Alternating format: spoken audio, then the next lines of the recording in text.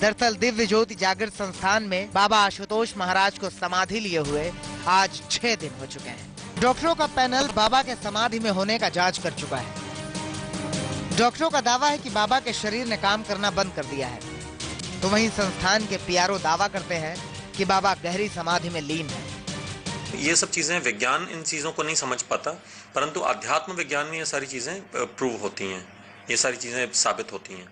तो आशुतोष महाराज जी भी जो पहले भी कई बार इस प्रकार से गहन ध्यान की स्थिति में गए हैं, जहाँ पे हमारी पल्स जीरो हो जाती है, जहाँ पर हमारी हार्ट बीट जीरो हो जाती है, न्यूट्रल हो जाती है, इवन ईईजी और ईसीजी तक न्यूट्रल हो जाती है, परंतु वो फिर उसमें वापस आ जाते हैं, उस स्थिति में वापस आ जाते हैं। से ये अफवाह फैली हुई है कि आशुतोष महाराज जी ब्रह्मलीन हो गए हैं। ब्रह्मलीन तो हमेशा ही है, संत महापुरुष कब ईश्वर में लीन नहीं रहे, वो तो हमेशा ही ईश्वर में लीन रहे हैं।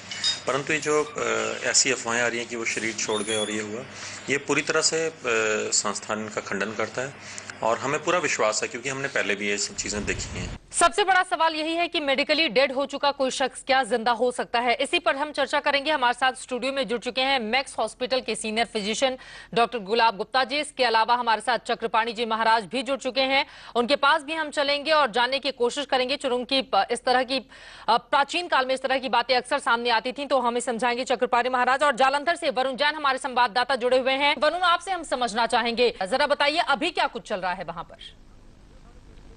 देखिए, मैं आपको बता दूं कि जिस दिन से लोगों को पता चला है कि बाबा समाधि में बैठे हैं, यहाँ पे भारी संख्या में जो उनके श्रद्धालु हैं वो यहाँ पर पहुंच रहे थे और यही वजह थी कि यहाँ पर भारी फोर्स पंजाब पुलिस की तैनात करनी पड़ी थी। कल तक यहाँ पर करीब 500 के आसपास पंजाब पुलिस के जवान थे जिन्हें तैनात किया गया था, ताकि किसी भी तरह की कोई अप्रिय घटना ना हो, भगदड़ ना हो। हालांकि जो आश्रम है, उनके प्रवक्ता ने लोगों से अपील की है कि बाबा समाधि में है, अभी वो किसी से मिल नहीं सकते, इसीलिए अब जो भक्त है उनका आना कुछ कम हुआ है यहाँ पर। लेकिन जो भक्त है उसके बावजूद भी बड़ी संख्या में यहाँ पर पहुंच रहे हैं।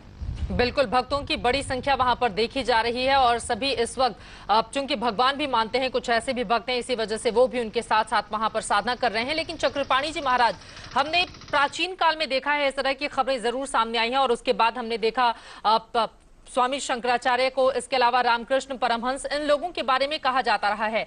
लेकिन आज इस कलयुग में क्या इस तरह की बातें सच हो सकती हैं?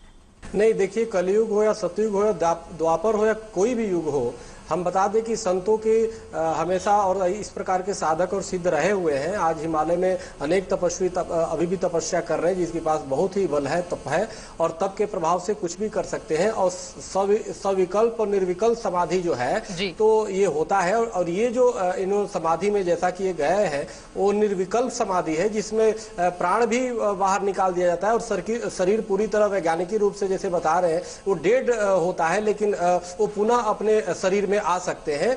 और जैसे आदि जगत गुरु शंकराचार्य भी पर काया प्रवेश किया था, उन्होंने 1 वर्ष तक दूसरे के शरीर में धारण कर लिया था और 1 वर्ष बाद पुनः उस शरीर में आ गए थे। तो ये विद्याएं हैं। और आशुतोष जी महाराज हिमालय में भी काफी साधना कर चुके हैं, पहले भी, कोई आज की नहीं, वो बहुत अच्छे साधक है और सिद्ध थे।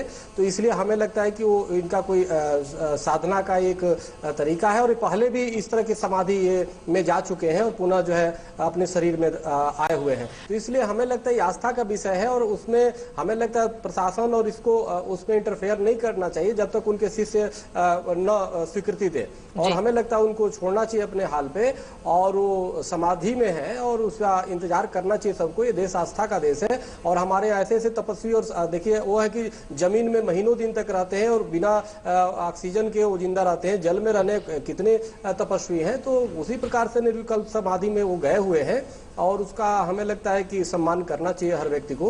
और पूरे विश्व में उनके शिष्य जल्दी प्रार्थना कर रहे हैं कि जल्दी शरीर में आए और आए सबके सामने, तो ये तो जल्दी हो जाएगा। आपकी बात से इत्तेफाक हम रख सकते हैं और माना यही जाता है कि जब परमात्मा से आत्मा का मिलन होता है तो उसके बाद शरीर त्याग दिया जाता है और फिर से, चूंकि इस तरह के कई उदाहरण हमारे ही देश में है, इसी वजह से किसी भी कंक्लूजन पर निकल पाना बहुत ज्यादा मुश्किल होगा। लेकिन सबसे बड़ा सवाल यही है वरुण, जो आश्रम के लोग हैं या फिर जो बाबा के भक्त हैं, वो तो पूरी तरह से उनकी अगाध श्रद्धा है, निष्ठा है और मान रहे हैं कि चमत्कार होगा। लेकिन आसपास के जो लोग हैं उनका क्या सोचना है इस पूरे मामले पर?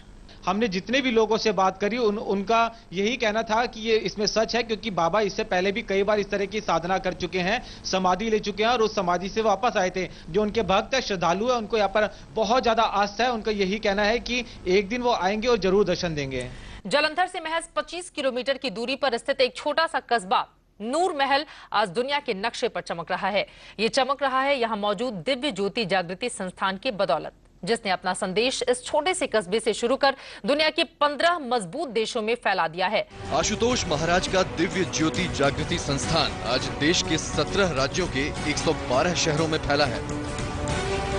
देश ही नहीं बल्कि इस संस्थान की शाखाएं UK, America, Canada, Thailand, Nepal, Germany, Australia, Dubai समेत दुनिया के 15 देशों में फैली हुई हैं।